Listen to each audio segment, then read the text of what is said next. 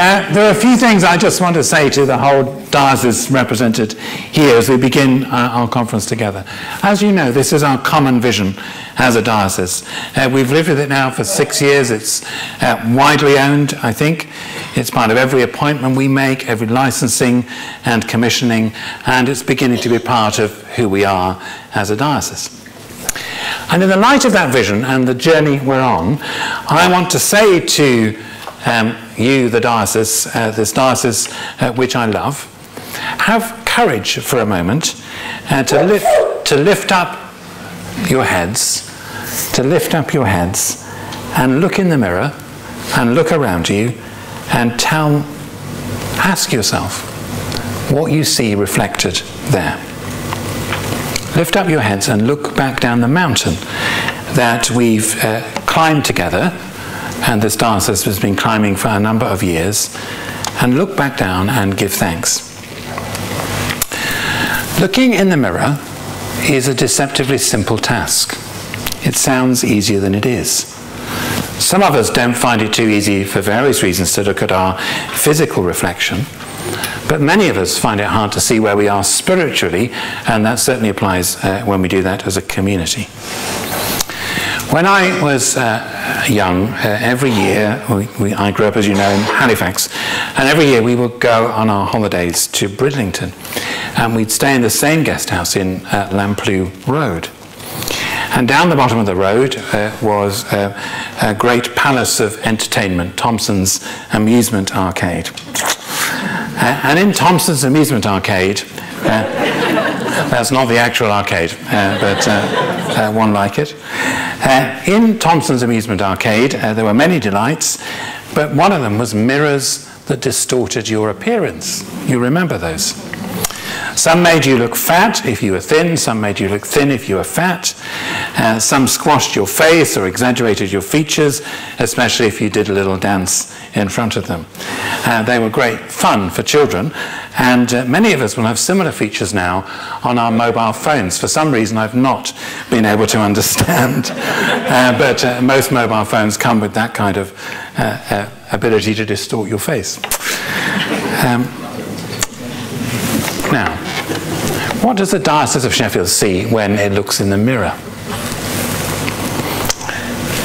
One of the most common features of life in the Diocese of Sheffield, the communities that make up our diocese, I think, is a chronic low self-esteem. A chronic low self-esteem, which is endemic in the communities we serve. People, by and large, in this part of the world, do not think enough of themselves. It's as though every time we look in a mirror, it's one of those distorting mirrors which makes you look smaller than you really are. And over time, that view of yourself takes a deep hold of your identity, and one of the key characteristics of the communities we serve, and I think many of our churches, is low self-esteem. That kind of distortion is not all that common in the church in Britain. Far too often the church has a corresponding danger of thinking too highly of itself. Now, we're all familiar with the dangers of pride, but there are dangers as well in having too low an opinion of yourself as a community, putting yourself down. When that happens, confidence is eroded, fear takes over and takes the place of faith, we lose our hope and vision, and we don't become all that we're meant to be. One of the roots of the word bishop is somebody who watches, who sees, who watches over, who takes a wider view. Well, this is what I see as I look at the Diocese of Sheffield. I see a diocese loved by God.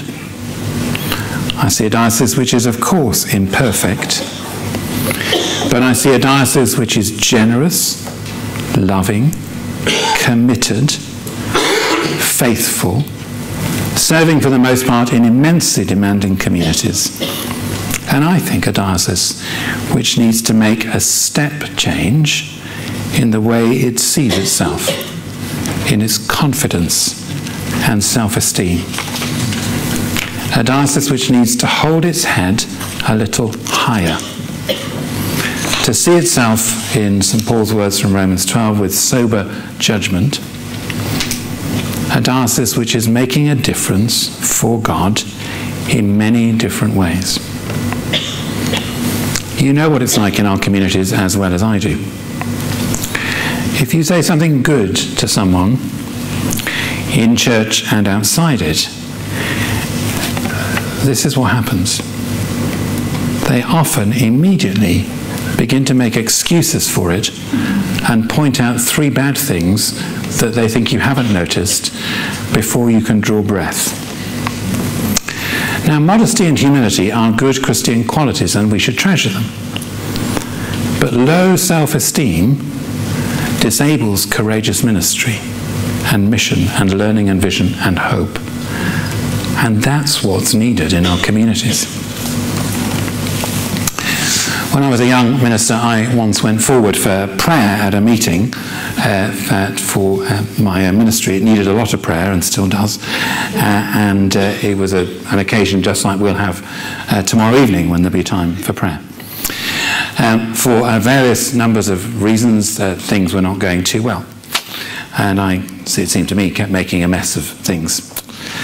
And while people were praying for me, I had a picture, and God showed me a picture. Something like this. It was a tree, a big one, and growing all over the tree in every branch and up the trunk was bindweed, convolvulus. And the convolvulus was choking the life out of the tree. And I asked God what the picture meant. And the answer came back that the tree was a picture of my ministry. And so I asked God what the bindweed was. And the bindweed was low self-esteem, not seeing myself with sober judgment, an endemic low self-confidence. And one of the dangers in my life and ministry, as I thought and prayed into that picture, was that this fear and lack of self-confidence would choke the life out of the good things that God might otherwise bring.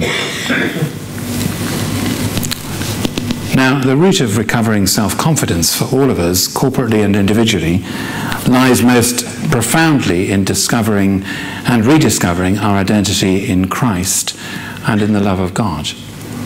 And I'm sure those are themes which will be unpacked in the different sessions of our conference. So let's remember that this diocese is loved and cherished by God. God doesn't have a favourite diocese, I don't think. I think we're allowed to have one. But God loves all parts of the church the same. But looking in a mirror also plays its part. Evidence is a powerful thing in getting to the truth about something.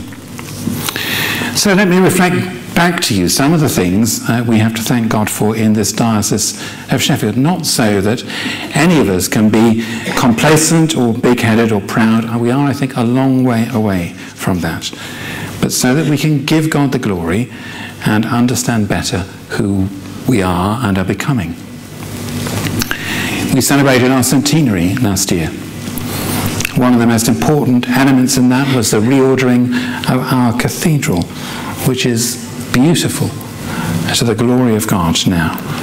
As you will know, it's been named as Yorkshire Building of the Year. I think it deserves to be National Building of the Year. We'll find out in a few weeks' time. But it has become a fitting cathedral for the Diocese of Sheffield.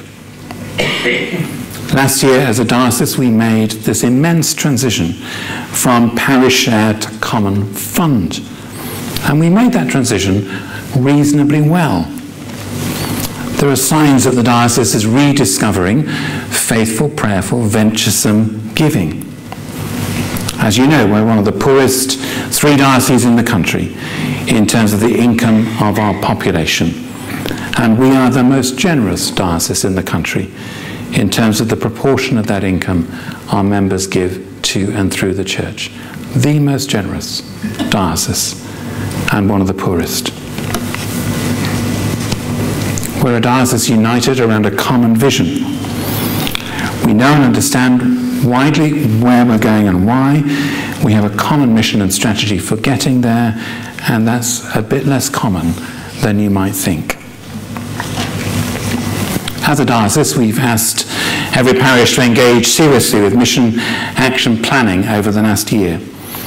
And we gave one another quite a short time scale to respond.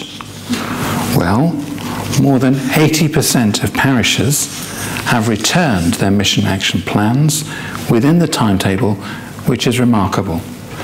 And it's clearly been a hugely fruitful process. And many of those who've asked for more time did so because the discussion they were having was so rich and fruitful. We're making, year by year, really significant, measurable improvements in our schools.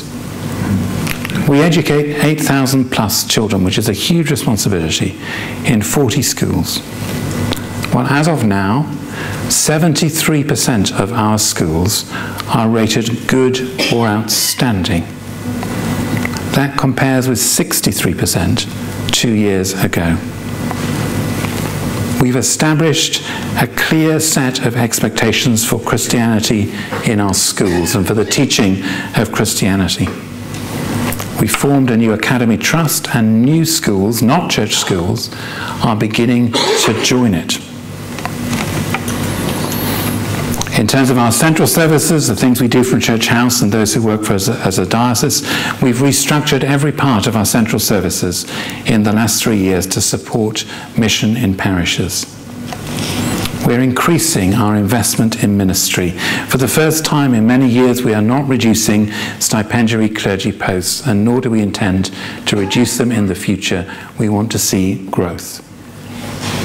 Our first mission partnership development workers began work last week. There's leaflets on your table about the scheme if you don't know about it.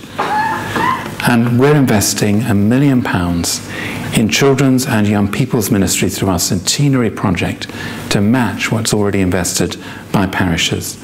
And both Graham and Helen, who lead those two projects, are with us through this conference, and please do talk to them if you want to find out more. 25% of our parishes, if you look back over 5 years, are showing significant growth. 50% are holding their own. No, we're not resting content with that, but it is something to celebrate. There's an increased commitment to our annual cycle of 10 days of prayer, to sowing the seed of the gospel, to teaching the faith to new believers, to deepening the faith of every disciple. There are around 100 self-declared fresh expressions of church across the diocese. Many of them started in the last 5 years. Many of them hugely imaginative and full of possibility. We're going to do a research project on them at the end of this year and measure that impact of the mixed economy in our diocese more precisely.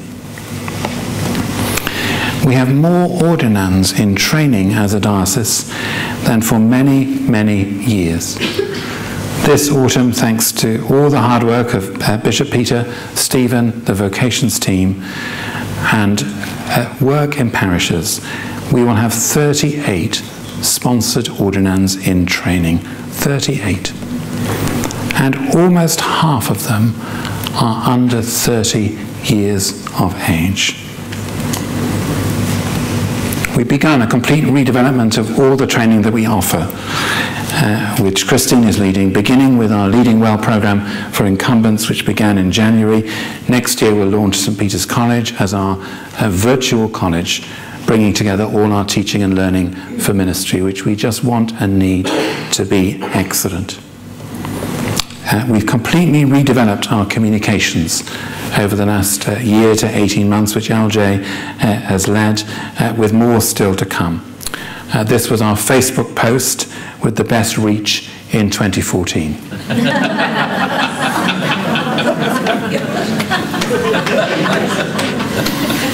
There's no competition for what the picture with most reach in 2015 will be, and Her Majesty features in it, I think. Yeah. And behind and underneath all of this are thousands and thousands of Christian lives lived courageously right across this diocese. I haven't actually done the sums, but I think about 95% of our clergy, 90 to 95% are in the room at the moment, which doesn't happen very often. And many of our lay ministers, they're only a much smaller percentage of those. But together, we help sustain a worshipping community of something like 18,000 men, women and children across the diocese who never gather all together in one place. Thousands and many more whose lives are touched through occasional offices, occasional worship at festivals. Thousands and thousands of Christian lives lived courageously. We had really clear evidence of this in the Royal Maundy service, which was such a joy and which was itself a celebration of Christian discipleship and the fact that people don't have to do extraordinary things to be extraordinary. And those 89 men and women who received the Maundy money had all lived extraordinary lives of service. You know all of this, and you know more. So I'm going to ask you once again now to talk to each other. I'll leave it to you whether you liked the person you were talking to before or want to find somebody different. And tell one another what you are most thankful for about the life of the local church, about the Christians you know, about the life of this diocese. Now, there will be a strong temptation on all of you, because this is the Diocese of Sheffield, to immediately add things which could be improved. But I'm going to ask you to try really hard not to do that and simply describe the things that you are thankful for. Go. I'm not blind. I'm very short-sighted. I'm not blind. I'm not complacent. I love the church in this diocese, and God does too. Pride is not yet a danger. I'll try and tell you if it becomes one. So lift up your heads a bit more and see what God is doing and be encouraged. And try and take that with you as a theme through the next few days as you listen to one another and as you rediscover what great people God has called to serve with you and alongside you in this diocese. As you know, we have 23 bishops coming to the diocese in the autumn with their teams.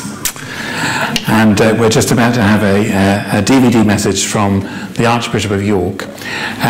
He's about to tell you there are 27 bishops coming.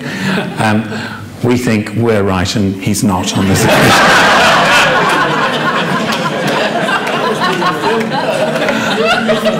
And I just said that so that John would have not have a heart attack while he was watching the DVD.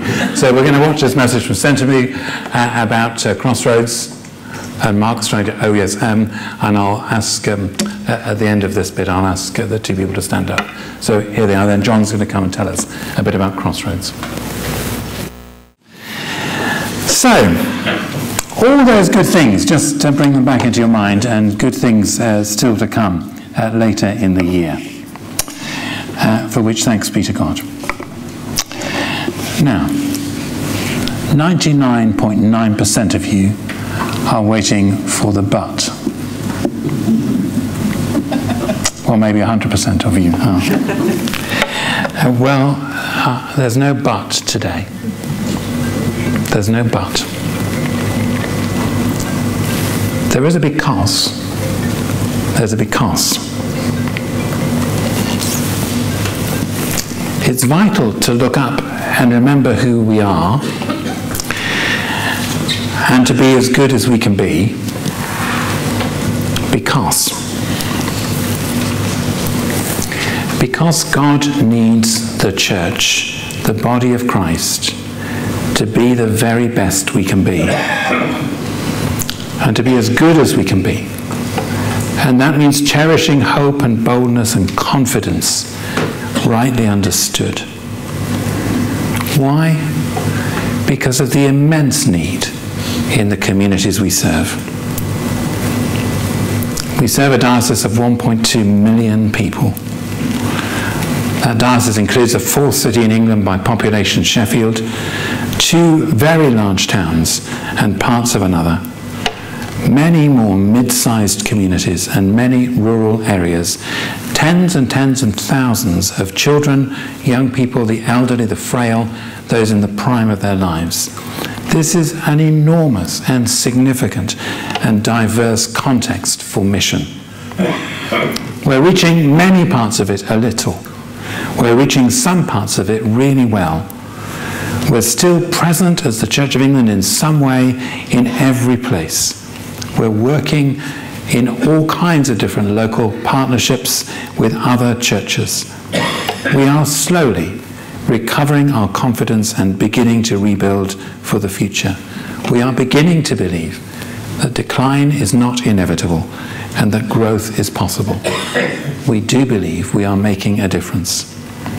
But we do so in the knowledge that we serve in demanding and needy communities who face real challenges.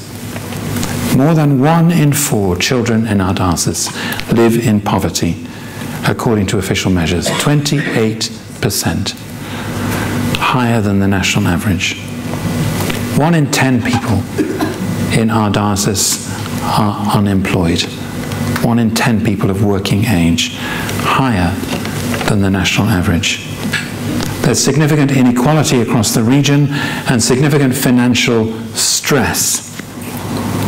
Many of our communities are noticing and responding to the impact of the welfare reforms and are fearful of what's coming next. Food banks, debt advice, drop-in centres are just some of the many responses that you are making together. That's hugely, hugely important. One of the things our city, Sheffield, is known for is its inequality. Our 2 towns, Doncaster and Rotherham, have both been in the news in the last 5 years for not the most positive of reasons. Rotherham in particular, as John has just said, has been deeply scarred by the child exploitation scandals in the last year. Our Listen Up project, in-depth listening in a number of communities, has highlighted these concerns and more over the last 3 years. Now, a lot of good people are working very hard outside and inside the churches in every part of the diocese to improve that situation. Parishes across the diocese are making a huge contribution, so are individual Christian disciples in every way. We know this need is there in our community, and we know it's matched by an even greater need across the world. Christians within our diocese are connecting and supporting with others across the world in a range of different ways, supporting mission agencies and relief work, sponsoring small bilateral projects, in some cases going to different places in the world to help build communities, and supporting the major aid agencies and charities. Christians within our diocese are campaigning on tax justice and climate change and for a fairer society. The Hope for the Future project alone has had a major impact across the UK. And all of these things are about living out our discipleship quietly, confidently, prayerfully, year by year. All these things are part of what, as a church, we're able to do together, and what God calls us to do in these communities we serve across God's world.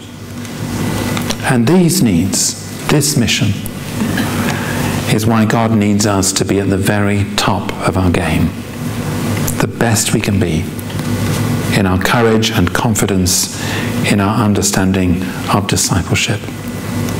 We are called to be full of hope, full of the joy of the gospel. If we can be strong, then strong in the Lord, so that the love of God is able to break through in new ways in the lives of individuals and communities. And where do we most need help? We asked every parish this year where we most needed help using the new MAP tool. 80% of you responded, and more responses are on the way. those responses give a picture. Where do we most need help? The pattern was clear. The area where most churches believe they need most help is in the area of discipleship, the theme of our conference. It's clear from the responses that this means two things. The first is further help in helping to teach the faith to inquirers and new believers, to children and young people, support in our annual cycle using Alpha and Pilgrim and other materials. But the second is really the theme of our conference, needed to help disciples, all of us, live out our faith in the whole of our lives, in prayer, in Bible reading, in worship, in witness, in mission, in all that we do in our Christian living. And that's what our conversation is meant to be about in these next few days as we draw together to be with the risen Christ in order to be sent out. We're learning about how to be disciples in a Christ-like church. Let's keep a moment of quietness together, and I'm going to ask us to say once again our conference prayer as we close this session.